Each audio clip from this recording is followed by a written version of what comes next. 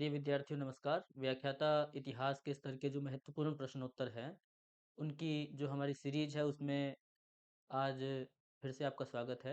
इस कड़ी में हम आज जो हमारा दूसरा प्रकरण है, दूसरा जो टॉपिक है, सिंधु घाटी सभ्यता, इसके जो महत्वपूर्ण एमसीक्यूज है, इंपॉर्टेंट क्वेश्चंस है, उन पर चर्चा करेंगे। इससे पहली क्लास में हमने प्रागैतिहासिक काल के महत्वपूर्ण प्रश्नों पर चर्चा की थी। चलिए, सिंधु घाटी सभ्यता, द इंडस वैली सिविलाइजेशन यानी कि आईवीसी के बारे में कौन कौन से प्रश्न आरपीएससी के एग्जाम्स में अब से पहले पूछे गए हैं।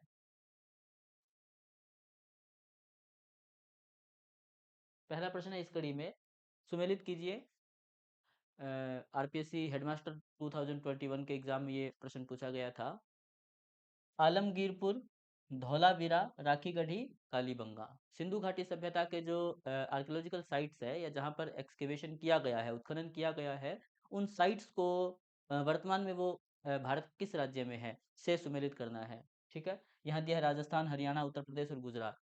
तो आलमगीरपुर जो है ना, हम अगर इंडिया का एक फ्लैट इस प्रकार से मैप देखें, जो आलमगीरपुर है यहाँ, ये पंजाब है, ये है हरियाणा, और ये यहाँ ये राज्य है उत्तर प्रदेश। मैं जो साइट्स है उनको ब्लू कलर से जो है इंगित करूंगा। राजस्थान यहाँ है इस प्रकार से, यहाँ गुजरात राज्य है, मान लीजिए ये वाला गुजरात है। जो साइट है उसको मैं ब्लू कलर से इंगित करूंगा। ठीक है, जो आलमगीरपुर है ये वर्तमान में उत्तर प्रदेश में है। उत्तर प्रदेश के मेरठ जिले में हिंडन नदी के किनारे यहाँ है, ये आलमगीरपुर है। ठीक है, यानी कि आलमगीरपुर को हम किससे मिलाएंगे? यूपी से। जो धोलावीरा है, आप जानते हैं गुजरात के कच्छ जिले में धोलावीरा स्थान स्थित है, जहाँ पर कि 1973 के आसपास इसकी खोज की गई थी और 90-91 में यहाँ रविंद्र सिंह बिष्ट के द्वारा खुदाई करवाई गई थी। सिंधु घाटी सभ्यता के महत्वपूर्ण स्थलों में से एक है धोलावीरा। बाकी सारे स्थानों पर तो एक नगर और एक दुर्ग के साक्ष्य मिले हैं सिंधु घाटी सभ्यता में। धोलावीरा ऐसा स्थान है जहाँ पर तीन प्रकार में या तीन भागों में जो नगर था या जो अवशेष है, एक्सकेवेशन साइट थी, वो बंटी हुई थी। एक दुर्ग, एक मध्यम नगर और एक नगर के मतलब तीन भागों में विभाजित थी, दुर्ग, मध्यम नगर और नगर। साइन बोर्ड मिला है, स्टेडियम मिला है, पॉलिशदार श्वेत पाषाण खंड मिले हैं, बहुत सी चीजें मिली है। सिंधु सभ्यता के नवीन उत्खनन स्थलों में आता है धोलावीरा। तो धोलावीरा जो है ये गुजरात में है, गुजरात के कच्छ जिले में। धोलावीरा गुजरात। ओके। राखी गढ़ी हरियाणा के जींद जिले में है, यहाँ पर सूरज भान के द्वारा उत्खनन करवाया गया था। यानी कि ये है हरियाणा में। यहाँ राखी गढ़ी को हम सम्मिलित करेंगे हरियाणा से। कालीबंगा आप जानते हैं राजस्थान के हनुमानगढ़ जिले में घग्गर नदी के किनारे स्थित है। अमलानंद घोष के द्वारा 1953 में खोज की गई और जो है 1961-62 में यहाँ खुदाई का काम करवाया गया बीबी लाल और बी के थापड़ के द्वारा। जुते हुए खेत के प्राचीनतम प्रमाण कालीबंगा में मिले हैं। तो कालीबंगा यहाँ है राजस्थान के साथ में। तो आप इसको देखो, आलमगीरपुर का ये है आलमगीरपुर का तीन, पहले का तीन, ए का उत्तर है तीन, बै का उत्तर है चार, से का उत्तर है दो और ड का उत्तर है एक। यानी कि इसका आंसर है ये वाला, तीन चार दो एक। ये हमने देख लिया, कालीबंगा यहाँ है राजस्थान में। ओके, इसका उत्तर देख लीजिए आप, तीन चार दो एक। थोड़ी सी व्याख्या देख लेते हैं हम इस प्रश्न की। आलमगीरपुर उत्तर प्रदेश में सिंधु घाटी सभ्यता का सबसे पूर्वी स्थान है, ये हमने बात की है। हिंडन नदी के बाएं तट पर अवस्थित है। धोलावीरा गुजरात जिले के कच्छ जिले में मानसर और मानहर नदियों के मध्य खादिर द्वीप पर अवस्थित था। ठीक है, धोलावीरा में बहुत सी चीजें मिली हैं। सिंधु सभ्यता के नवीन उत्खनन स्थलों में इसको जो है गिना जाता है।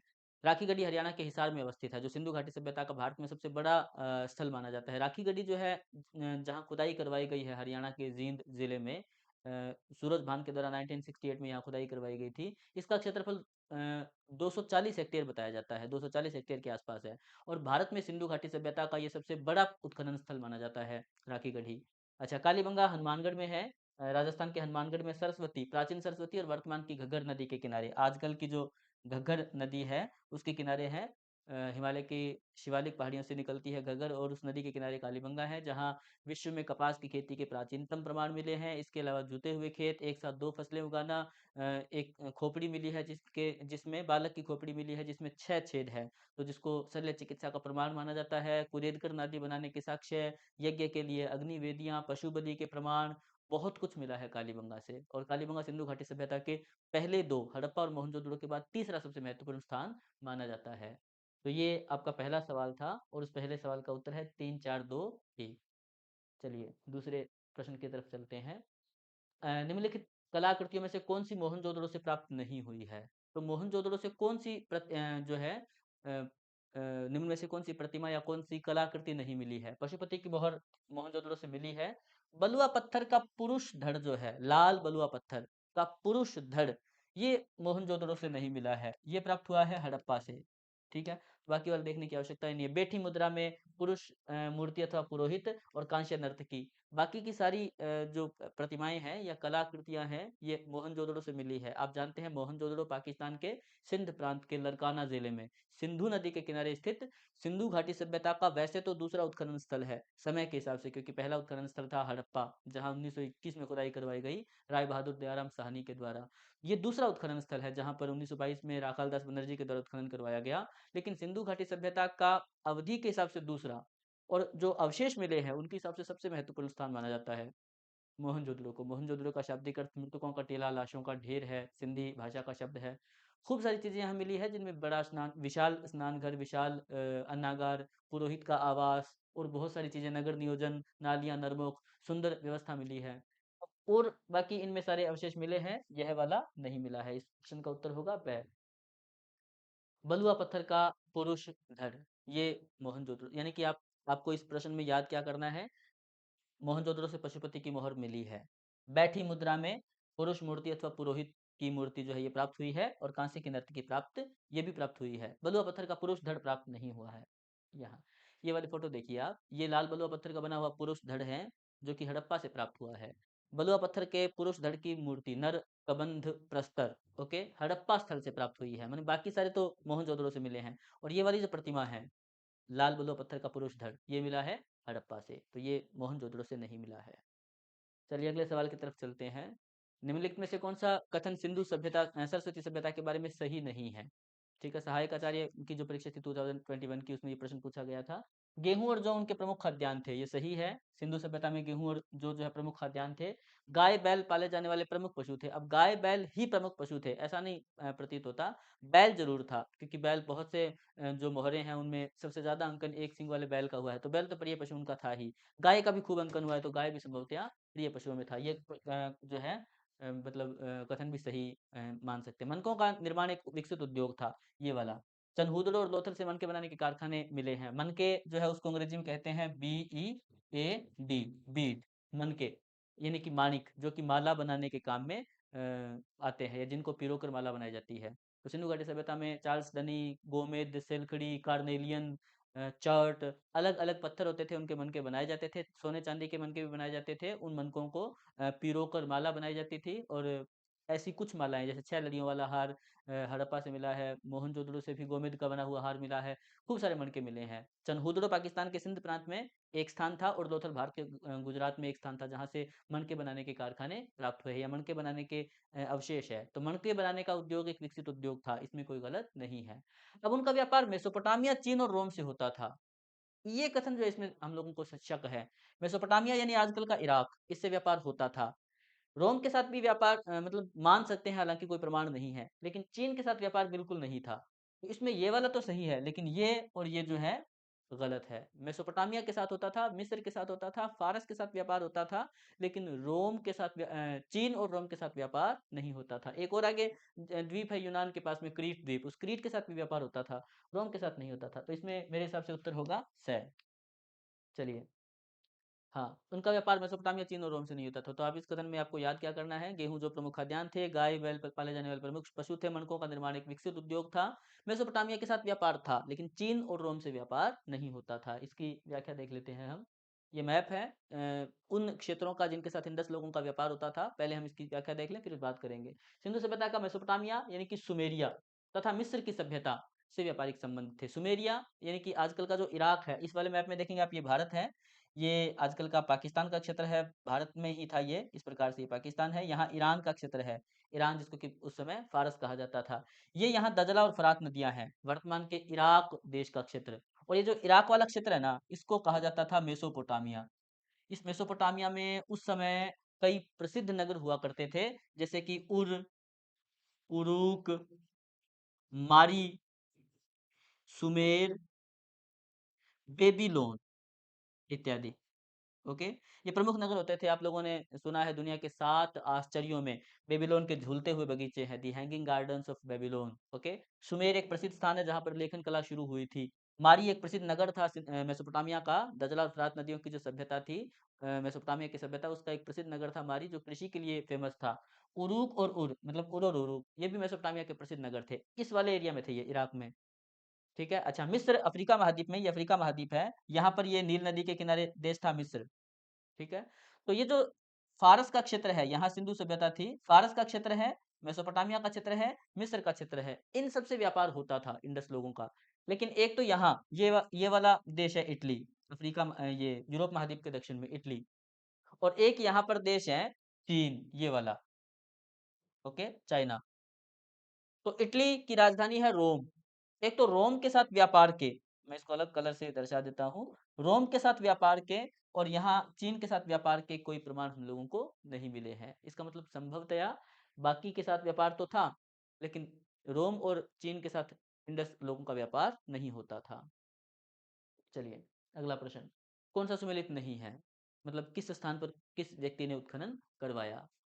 तो बनावली जो है ये वर्तमान में भारत के हरियाणा राज्य में फतेहाबाद जिला है, वहाँ घग्गर नदी के किनारे स्थित है। यहाँ पर रविंद्र सिंह बिष्ट के द्वारा 1973 के आसपास उत्खनन करवाया गया था, 1970 के आसपास बनावली। नवीन उत्खनन स्थल है सिंधु घाटी सभ्यता का, बड़ा महत्वपूर्ण है। जौ के उन्नत दाने मिले हैं। यहाँ से मतलब क्या है, मिट्टी का धावन पात्र मिला है, एक घर है उसमें, एक जौहरी का आवास मिला है, एक व्यापारी का आवास मिला है। घर है उनमें आले यानी कि ताख बनाए गए हैं, और नालियों नर्मकों की उत्तम व्यवस्था बनाई गई है बनावली में। तो सिंधु घाटी सभ्यता का एक मतलब क्या प्रसिद्ध स्थान है बनावली। रविंद्र सिंह बिष्ट यानी RS बिष्ट के द्वारा यहाँ उत्खनन करवाया गया था। बनावली की एक और विशेषता है, यहाँ पर सड़कें नगर को स्टार शेप भागों में विभाजित करती है, यानी कि तारांकित भागों में। एक केंद्र है नगर का और वहां से चारों दिशाओं में सड़कें मतलब के गुजरती है, तो स्टार शेप भागों में, तारांकित भागों में विभाजित करती है, ये बनावली है। RS बिष्ट यहाँ सही है। धौलावीरा गुजरात में है। इसकी खोज जो है ये जगपति जोशी के द्वारा 1972 के आसपास की गई थी, 1972 के आसपास, और फिर बाद में यहाँ कालांतर में पहले जगपति जोशी, बाद में रविंद्र सिंह बिष्ट ने उत्खनन करवाया था।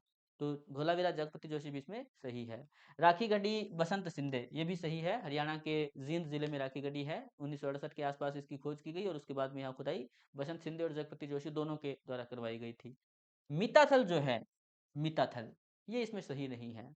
यानी कि मीताथल जो है यहाँ पर खुदाई बी लाल के द्वारा नहीं करवाई गई। चलिए हम लोगों को हम इसका देख लेते हैं। मीताथल है हरियाणा के भिवानी जिले में। देखिए, हड़प्पा बस्ती, ये आपने देख लिया, RS बिष्ट सही है, ये वाला जगपति जोशी सही है, बसंत सिंधे सही है। बीबी लाल जो है मीताथल में, ये सुमेलित नहीं है। देखिए यहाँ उत्खनन किसने करवाया, हरियाणा के भिवानी जिले में अवस्थित मीताथल का उत्खनन सूरज भान ने करवाया था। इंडिया का मैप देख लेते हैं हम, इसमें यहाँ हरियाणा राज्य है, हरियाणा का जिला है भिवानी, राजस्थान से अटैच ही है भिवानी जिला, और भिवानी में स्थान है मीताथल। यहाँ उत्खनन 1970 के दशक में सूरज भान के द्वारा करवाया गया, यानी कि ये वाला जो है बीबी लाल, ये इसका सही उत्तर नहीं है, यानी कि यह है सही सुमेलित नहीं है। बाकी सारे से बनावली में RS बिष्ट ने उत्खनन करवाया, धोलावीरा में जगपति जोशी ने, राखीगढ़ी में बसंत सिंधे ने, और मिताथल में सूरज भान ने। तो बीबी लाल इसका सही उत्तर नहीं है, सही नहीं है मतलब। चलिए, अगला प्रश्न, सैंधव स्थल में साइन बोर्ड का कहाँ से मिला है, किस सैंधव स्थल से साइन बोर्ड मिला है? साइन बोर्ड का मतलब होता है सूचना पट, सूचना पट, या हम ये कहते हैं सूचना बोर्ड, सूचना देने वाला बोर्ड। जैसे कि हम लोग किसी सरकारी दफ्तर में जा रहे हो, हम लोग किसी सरकारी कॉलेज में जा रहे हो, स्कूल में जा रहे हो, किसी बड़े ऑफिस में जा रहे हो, तो वहाँ क्या होता है कि सूचना बोर्ड लगा होता है। संघ लोक सेवा आयोग, ओके, राजस्थान लोक सेवा आयोग, या माध्यमिक शिक्षा बोर्ड राजस्थान, ठीक है, बोर्ड लगा होता है। राजकीय उच्च माध्यमिक विद्यालय ऐसे, या राजकीय महाविद्यालय, या फिर कोई कॉलेज हो उसके हिसाब से साइन बोर्ड, सूचना पट। तो आजकल जो सूचना पट होते हैं या तो पत्थर के हो सकते हैं, या फिर मतलब लोहे के हो सकते हैं, या फिर किसी अन्य धातु के हो सकते हैं। इंडस सिविलाइजेशन में विश्व का प्राचीनतम साइन बोर्ड मिला है, ओके, और वो प्राचीनतम साइन बोर्ड जो है वो सिंधु घाटी सभ्यता के एक स्थान से। चलिए हम देख लेते हैं। पहला इसमें दिया है राखी गढ़ी, नहीं है, बनवाली नहीं है, रोपड़ नहीं है, धोलावीरा। धोलावीरा गुजरात के कच्छ जिले में स्थित सिंधु सभ्यता का एक नवीन स्थल है, जहां से, नवीन स्थल है जहां से मतलब क्या है, साइन बोर्ड के अवशेष मिले। वो साइन बोर्ड कैसा है हम अभी देखेंगे। साइन बोर्ड मिला है जिसमें 10 अक्षर है, अब ये 10 अक्षर वाला साइन बोर्ड ही है क्या? इस बारे में कन्फ्यूज़न है। लेकिन विद्वान पुरातत्ववेत्ता इसको मानते हैं कि यह सिंधु घाटी सभ्यता में उस समय लोगों को बताने के लिए, दर्शाने के लिए बनाया गया साइन बोर्ड ही है। एक दीवार मिली है जिस पर कुछ अक्षर जो है वो अंकित किए गए हैं। चलिए हम देख लेते हैं इसको, फिर हम इस पे आगे बात करते हैं। 10 अंक है, 26 अंक नहीं है, दीपेंद्र जी। किस स्थल से ये हो गया? इसका सही उत्तर है धोलावीरा। चलो हम इसको आगे देख लेते हैं। वो साइन बोर्ड भी मैं दिखा देता हूँ आपको, ये वाला है। धोलावीरा से साइन बोर्ड या सूचना पट के साक्ष्य मिले हैं जिसमें 10 अक्षर है। अब ये वाला है, ये वाला जो है ना, ये साइन बोर्ड है वो, इंडस सिविलाइजेशन में जो प्राप्त हुआ है। सूचना पट, जैसे हम लोग लिखते हैं ना कोई नाम, राजकीय महाविद्यालय या फिर मान लीजिए कोई जिला कार्यालय, जिला कलेक्टर और जिला मजिस्ट्रेट, ऐसे तो दफ्तर होता है, उसके आगे कुछ लगा होता है। ठीक है। 1 2 3 4 5 6 7 8, ये 9 और ये 10, 10 अक्षर है इसमें। सिंधु सभ्यता का वह स्थान जहां से साइन बोर्ड मिला है, तो धोलावीरा है। साइन बोर्ड मिला है, स्टेडियम मिला है, यहाँ पर नगर 3 भागों में विभाजित है। मध्यम नगर नगर और एक जो है दुर्ग के अवशेष मिले हैं। पॉलिशदार श्वेत पाषाण खंड मिले हैं। घोड़े की मृण मूर्तियां मिली हैं। सिंधु घाटी सभ्यता के बड़े स्थलों में से एक है धोलावीरा, 100 हेक्टेयर में जिसका क्षेत्रफल है। राखी गढ़ी सबसे बड़ा है 240 हेक्टेयर में, और ये मतलब दूसरे तीसरे स्थान पर आता है। तो धोलावीरा की बहुत सारी विशेषताएं हैं। 16 जलाशय मिले हैं यहाँ पर। तो जल के भंडारण की सिंधु सभ्यता में उत्तम व्यवस्था थी, इसका भी प्रमाण धोलावीरा ही है। नए उत्खनन स्थलों में है सिंधु सभ्यता के, और यहाँ से मिला है साइन बोर्ड। ये साइन बोर्ड देख लीजिए। चलो अगला प्रश्न। सिंधु घाटी सभ्यता में मोहरों के निर्माण के लिए किस सामग्री का प्रयोग नहीं किया गया था? बड़ा ही इंटरेस्टिंग प्रश्न है, और सिंधु सभ्यता को जिसके लिए हम जानते हैं मोहरें, उन्हीं से संबंधित है। एक बात तो ये कि मोहर क्या होती है, ठीक है? तो मोहर जो है इसको अंग्रेजी में कहते हैं SEAL, सील। ओके। और साधारण जो शब्द है हिंदी में इसके लिए प्रयोग, एक तो हम ये इसको कहते हैं मोहर, एक इसको हम कहते हैं मुद्रा, एक इसको हम कहते हैं ठप्पा। ठप्पा, छाप या ठप्पा। जैसे कि मान लीजिए कोई अधिकारी है तो उसकी मोहर होती है, कोई प्राध्यापक हो, कोई व्याख्याता हो, कोई प्रधानाचार्य हो, उसकी मोहर होती है, ठप्पा होता है उसका, स्टैंप होती है एक प्रकार की। तो वो जो स्टैंप होती है वर्तमान में, उसको उस समय मतलब क्या है, मोहर कहा गया है। उस समय की बहुत सारी स्टैंप हम लोगों को मिली है। एक बात तो ये है कि सिंधु घाटी सभ्यता में बहुत सारे स्थानों से मतलब बहुत सारी मोहरें मिली हैं, 2500 से अधिक मोहरें अब तक मिल चुकी हैं। और मोहर में क्या होता है कि अक्षरों को एक छोटा या तो लकड़ी का या धातु का या पत्थर का टुकड़ा होता है, उस पर अक्षरों को उकेरा जाता है, अक्षरों को या आकृतियों को। और उन मतलब क्या है, किसी कलर में शाही में उसको डुबोकर, और जब किसी स्थान विशिष्ट पर उसको ऐसे मतलब क्या लगाया जाता है या छापा जाता है, तो उसकी प्रिंटिंग उस स्थान पर आ जाती है। तो मोहर जो है ये सिंधु घाटी सभ्यता की रिलीफ कला यानी कि उत्कीर्ण कला का शानदार उदाहरण है। उत्कीर्ण कला का मतलब ये है कि सिंधु घाटी सभ्यता के लोग किस प्रकार से अक्षरों को, चित्रों को या कला को उकेरना जानते थे। शानदार इस बात का उदाहरण है। और इंडस सिविलाइजेशन में बहुत सारी मोहरें अब तक प्राप्त हो चुकी है। अब ये मोहरें बनी किसकी है? सैलखड़ी पत्थर की मोहरें सबसे ज्यादा है। ओके। चांदी की मोहरें भी मिली है, कैल्साइट की भी मिली है, तांबा मतलब जो है धातु और कांसा, इसकी भी मोहरें मिली है लोथल और देसलपुर से। ओके।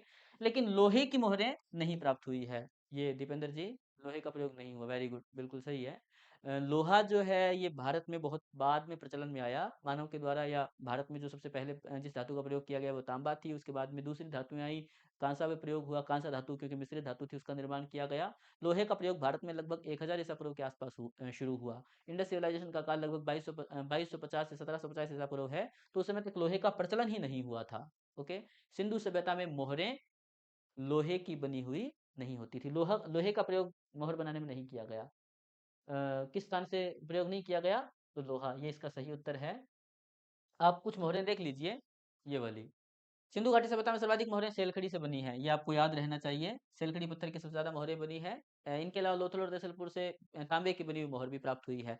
अब ये कुछ मोहरें हैं, ये कुछ प्रमाण है मोहरों के। 2500 मोहरें मिल चुकी है अब तक, 2500 के लगभग मोहरें मिल चुकी है। ये कुछ प्रमाण है। और सारी की सारी जो मैं यहाँ लेकर आया हूँ ये वर्गाकार मोहरें हैं, चौकोर। ठीक है। कुछ मोहरें बेलनाकार भी हैं, कुछ मोहरें गोलाकार भी हैं। लोथल से एक बटन के आकार की फारस की जैसी मोहर भी मिली है। मोहरों पर बहुत सारे पशुओं का, पक्षियों का अंकन किया गया है, बहुत सारे पशु पक्षियों का अंकन, कुछ प्रकृति के मतलब कि चित्र भी बनाए गए हैं। एक पशुपति की मोहर मिली है जिस पर भगवान शिव जैसा कोई देवता यानी कि 3 मतलब जिसके सिर पर त्रिशूल जैसी आकृति है, जिसको पशुपतिनाथ की मोहर मिली है, मोहर कहा जाता है, ये भी प्राप्त हुई है। मोहरें हमें सिंधु सभ्यता के लोगों के धार्मिक जीवन या जो उनका कलात्मक पक्ष था उसके बारे में खूब सारी जानकारियाँ देती है। ऐसे-ऐसे मोहरें मिली हैं और आप देख लो इसको क्वालिटी बढ़ाकर कि किस मोहर पर क्या अंकित है, ठीक है? एक सींग वाले बैल का सबसे ज़्यादा मोहरों पर अंकन किया गया है। सुमेलित करना है, कौन-सा स्थान कहाँ है? बालाकोट, चन्हुदड़ो, भगतराव और रोपड़। तो हम सीधा-सीधा देख लेते हैं, मैप के हिसाब से नहीं देखेंगे। बालाकोट वर्तमान में पाकिस्तान के बलूचिस्तान में है, पाकिस्तान के बलूचिस्तान, वर्तमान भारत में नहीं है। चन्हुदड़ो पाकिस्तान के सिंध प्रांत में, ओके। भगतराव वर्तमान में भारत के गुजरात में है और रोपड़ आप जानते हो वर्तमान में रोपड़ को रूपनगर कहते हैं पंजाब में। बालाकोट सीप उद्योग के लिए प्रसिद्ध था, चन्हुदड़ो मणके बनाने के कारखाने के लिए, भगतराव जो है गुजरात में है, ये भी सिंधु सभ्यता के उसके लिए फेमस था। रोपड़ पंजाब में है जहाँ से पशु शवाधान के अवशेष मिले हैं। एक कब्र मिली है जिसमें मानव के साथ पालतू कुत्ते को दफनाया गया है। तो इसका उत्तर कौन सा होगा? पहले का है बलूचिस्तान, दूसरा ए का दूसरा कौन सा? ये वाला, ठीक है। चन्हुदड़ो का है सिंध, तो दूसरे का चौथा। भगतराव का है गुजरात, तीसरे का पहला। और रोपड़ है पंजाब में, तो चौथे का तीसरा। तो इसका उत्तर होगा से। 2 4 1 3। चलिए, 2 4 1 3 ये सही उत्तर है। बालाकोट और ये इसको हम लोगों ने मिला लिया है। बालाकोट पाकिस्तान के बलूचिस्तान में, चन्हुदड़ो पाकिस्तान के सिंध में, गुजरात में, रोपड़ पंजाब में, सिंधु घाटी सभ्यता के स्थल है। भगतराव गुजरात में है। ओके, ये थोड़ा सा मैप जो है इसको आप देख लीजिएगा क्वालिटी बढ़ाकर और आपको पता चल जाएगा कि कौन सा स्थान कहाँ है। जो भारत का उत्तर पश्चिम का क्षेत्र है उसी का मैप है। ये मोहनजोदड़ो है, यह मेहरगढ़ या नौसारो है, हड़प्पा, रहमान ढेरी, राखीगढ़ी, कालीबंगा, गनेरीवाला, धौलावीरा, सोतका कोह, सुल्तान के डोर, ये बाकी अफगानिस्तान के क्षेत्र हैं और ज्यादा पश्चिम में। चलिए, मोहनजोदड़ो से प्राप्त पशुपति की मोहर पर निम्न में से कौन सा पशु उत्कीर्ण नहीं है? बड़ा शानदार क्वेश्चन है और ये बहुत सारे पेपरों में, बहुत सारी परीक्षाओं में पूछा जाता है।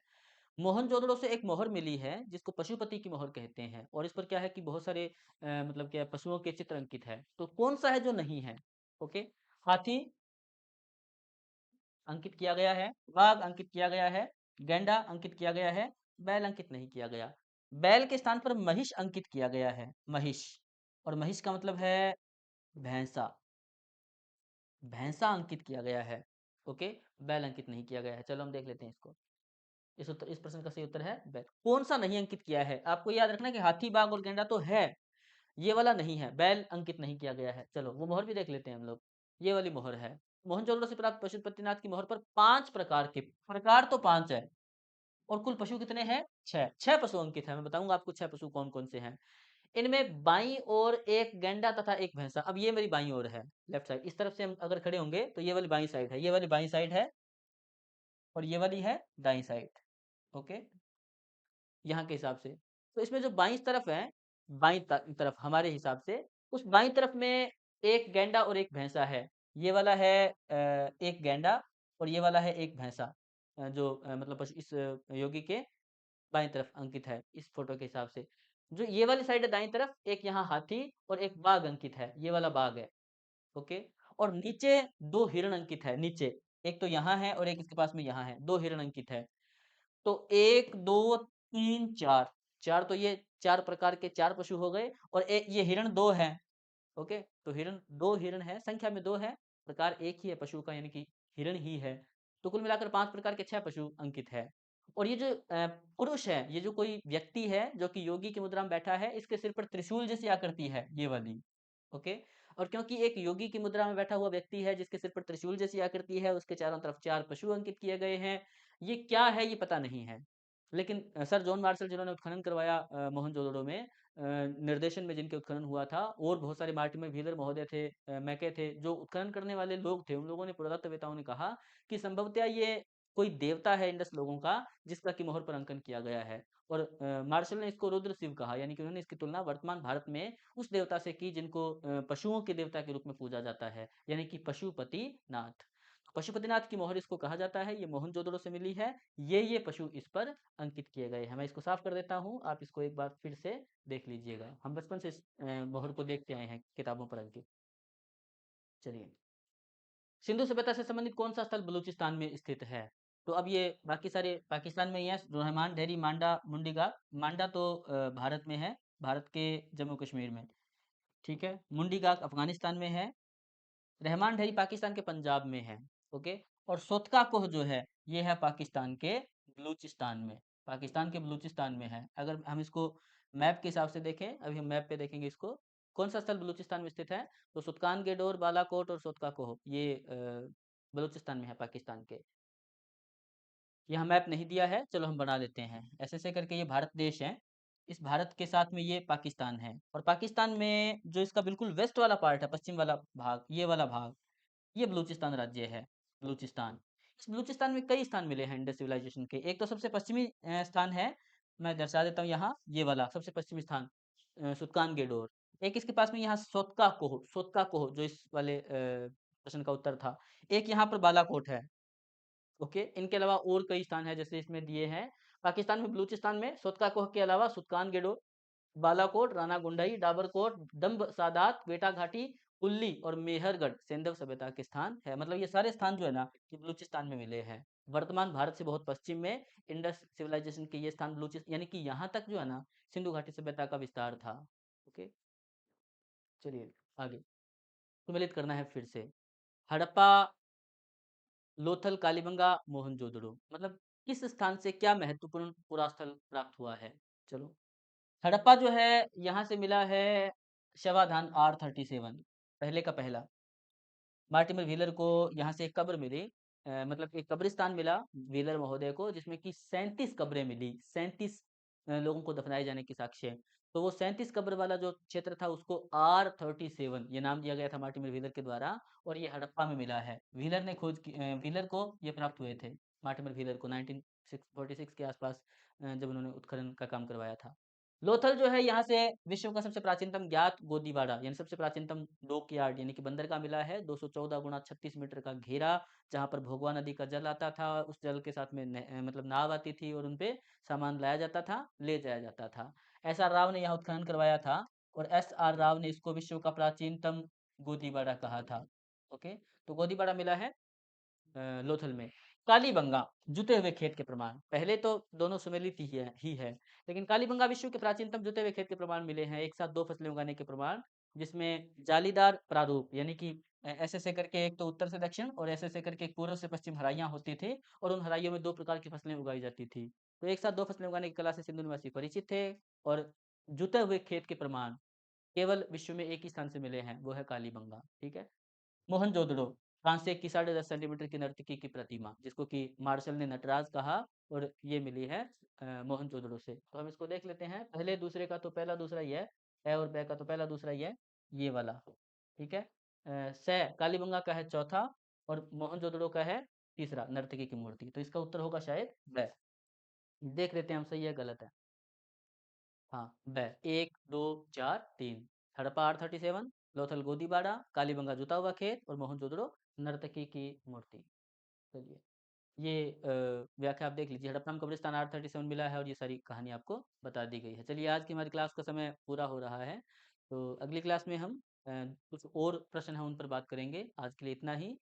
जो हमारा स्कूल व्याख्याता इतिहास का पूरा पाठ्यक्रम है, या पूरा जो बैच है आपका, वो Bhamu sir Hindi classes app में अवेलेबल है। अगर कोई ज्वाइन करना चाहे तो ऐप डाउनलोड करके और कर सकता है। आपको जैसे मैं ये मानूँगा कि जितने स्कूल व्याख्याता की स्टूडेंट्स तैयारी कर रहे हैं, उनकी बड़ी समस्या आती है कि जो पीडीएफ है वो सही नहीं होती, उसमें प्रिंटिंग सही नहीं होती, या कुछ क्लेरिकल मिस्टेक्स वगैरह आ जाती है। तो आपको साफ सरल शब्दों में पीडीएफ इसमें अवेलेबल होगी, लिखने की आवश्यकता नहीं रहेगी। मैटर जो है वो भी आपको सिलेक्टेड मिलेगा। और जो मेरी क्लास है, आप यूट्यूब अवेलेबल है, देख सकते हैं। वहाँ पर भी आपको कोई भी टॉपिक रहेगा, क्योंकि मैंने वर्ल्ड हिस्ट्री से शुरू किया है, उसके बाद में इंडियन वर्ल्ड हिस्ट्री पूरी हो चुकी है, इंडियन हिस्ट्री चल रही है अभी। तो पूरा जो प्रकरण है, पूरा मैटर जो है, वो आपको इस प्रकार से समझाने की कोशिश की गई है कि चाहे वर्ल्ड हिस्ट्री हो, चाहे इंडियन हिस्ट्री का कोई पोर्शन हो, आप लोग उसको सरल रूप में, आसान रूप में समझ पाएँ। तो अगर स्कूल व्याख्याता इतिहास की आपको तैयारी करनी हो, Bhanu sir Hindi classes app download करें और उससे वाजिब जो है उसमें शुल्क है, उसमें थोड़ा बहुत कोई सुविधा शुल्क, उसके साथ में आप स्कूल व्याख्याता की अच्छी तैयारी कर सकते हैं। आज के लिए इतना ही। जय हिंद, जय भारत।